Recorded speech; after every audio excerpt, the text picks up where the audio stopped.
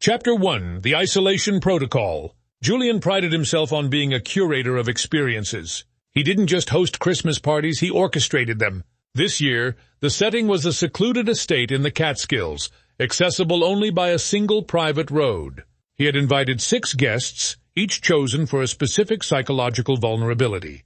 There was Clara, who lived for external validation, Elias, who was drowning in debt, and Sarah, who had a pathological fear of being difficult. By December 22nd, Julian had initiated the first phase of his dark psychological play, social isolation. He informed the guests that the cellular repeater had failed due to the cold. In reality, he had placed a signal jammer in the attic.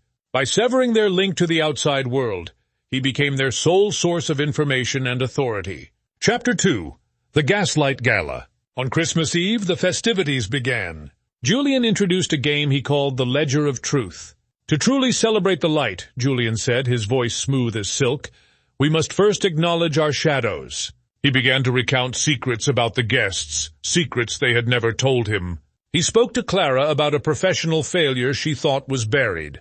When she denied it, he didn't argue. He simply looked at her with pitying eyes and whispered, "Oh, Clara, it's okay to be confused.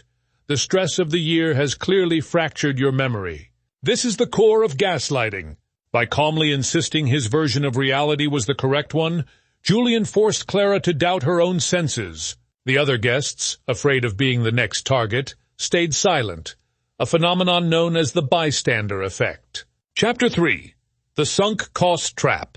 As the night progressed, Julian revealed the grand prize. He placed a small velvet box under the tree. He claimed it contained enough cash to solve everyone's problems, Elias's debt, Sarah's legal fees, but it would only be opened if they finished the game. The tasks became increasingly demeaning.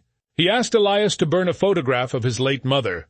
He asked Sarah to stand in the snow for 20 minutes without a coat. They complied. Why? Because of the sunk cost fallacy. Having already endured the psychological trauma of the early evening, they felt that if they quit now, all their previous suffering would be wasted. They were all in, even as the stakes became dangerous. Chapter 4. The Shadow in the Mirror. At midnight, the air in the estate was thick with the scent of pine and unexpressed terror. Julian stood by the tree, holding a single heavy glass ornament. It was a deep, bruised purple. "Every year," Julian whispered, "I find people who believe they are good. And every year, I show them that good is just a lack of opportunity to be bad." He opened the velvet box. It was empty. The guests stared, paralyzed. Julian hadn't lured them there for money or for a party. He had lured them there to harvest their cognitive dissonance. They had done terrible things, allowed themselves to be humiliated, and betrayed their own values, all for a reward that didn't exist. The psychological damage was complete. Even if they left the estate, they would always carry the knowledge of what they were willing to do under pressure. Chapter 5.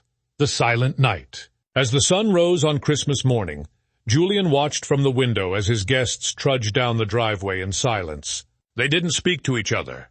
They couldn't.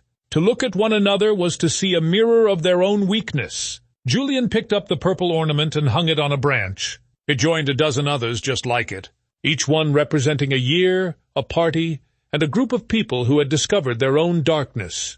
"Merry Christmas," Julian whispered to the empty room. "See you next year."